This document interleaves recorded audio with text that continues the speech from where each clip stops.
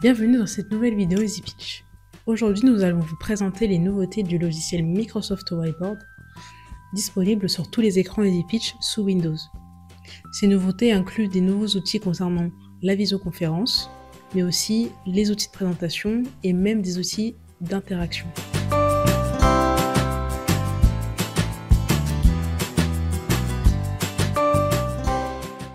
La première nouveauté de cette vidéo concerne l'ouverture des tableaux blancs existants dans une réunion Teams. Auparavant, il était possible de créer un tableau blanc en étant dans une visioconférence sur Teams, mais désormais le tableau blanc donne la possibilité d'ouvrir des fichiers déjà créés auparavant.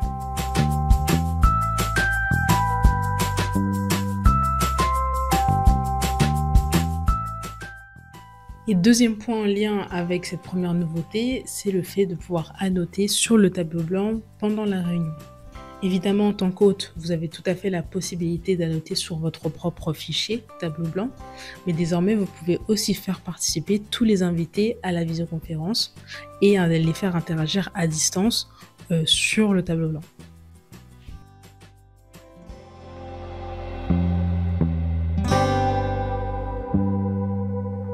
Concernant la notation, il y a une fonctionnalité intéressante qui s'appelle la différenciation stylet-doigt, qui peut être combinée à l'utilisation basique du Microsoft Whiteboard. Donc cette différenciation stylet-doigt va vous permettre d'utiliser votre stylet pour de la rédaction et d'utiliser votre doigt pour naviguer à travers toute votre toile de tableau blanc. Pour que cette différenciation stylet-doigt se fasse, il faudra bien évidemment activer cette fonctionnalité dans les paramètres de l'écran interactif. Et ensuite, Microsoft Whiteboard détectera automatiquement et mettra en place tout simplement cette fonctionnalité.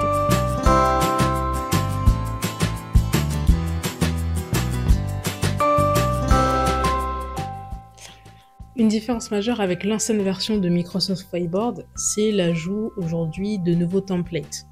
Auparavant, on pouvait créer des tableaux assez simples, assez basiques. Désormais, vous pouvez partir d'un modèle, donc un template qui a déjà été prédéfini.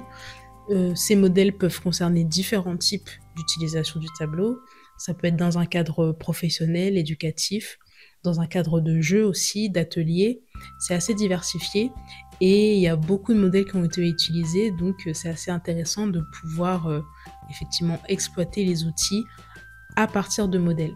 Dans l'exemple d'apprentissage de WordPress, on peut partir du modèle qui s'appelle méthode KWL. Donc K pour l'anglais de know, donc ce que vous savez, W pour l'anglais de want, ce que vous voulez savoir, et le L de learn, ce que vous voulez apprendre. Ça peut être bien de pouvoir montrer aux apprentis d'introduire en fait l'apprentissage à WordPress et la création de sites vers WordPress à partir de cette méthode et de manière interactive.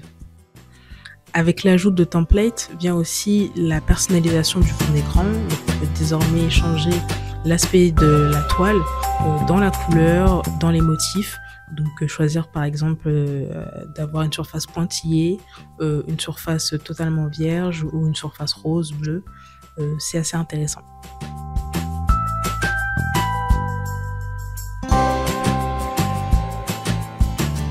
Microsoft Whiteboard permet l'ajout de liens et de vidéos directement dans un tableau blanc. C'est assez simple à comprendre, vous avez juste à cliquer sur ce bouton, puis ensuite d'aller saisir un lien dedans et de pouvoir valider ce lien saisi.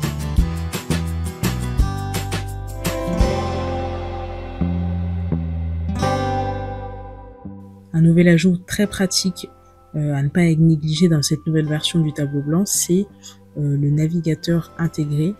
Donc désormais vous pourrez importer toutes vos images en vous servant de l'outil s'appelant ImageBing.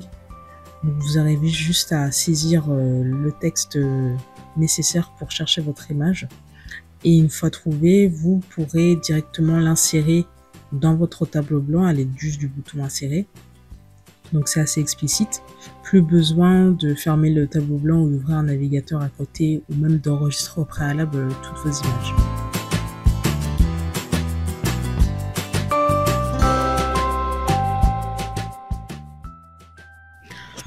Alors un élément qui n'est pas à négliger puisqu'il améliore nettement l'expérience d'utilisation, c'est maintenant le fait de pouvoir verrouiller les éléments du tableau, les objets, tout ce qui est images, texte, liens, vous pouvez les garder en place en les verrouillant et ça permettra aux autres utilisateurs du tableau de ne pas pouvoir déplacer malencontreusement les éléments que vous y avez insérés.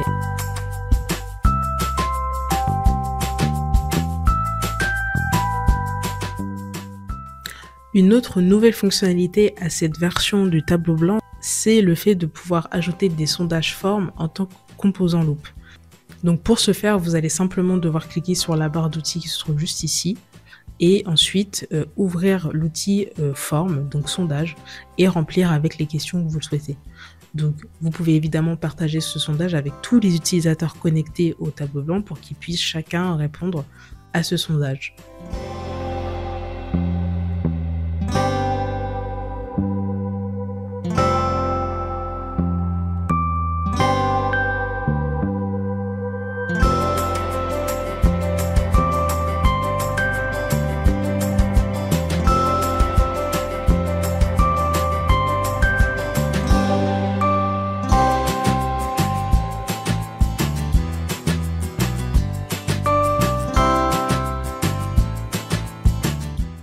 Dernière nouveauté qui s'inspire des logiciels de la suite Microsoft, c'est l'ajout de commentaires sur les éléments du bureau.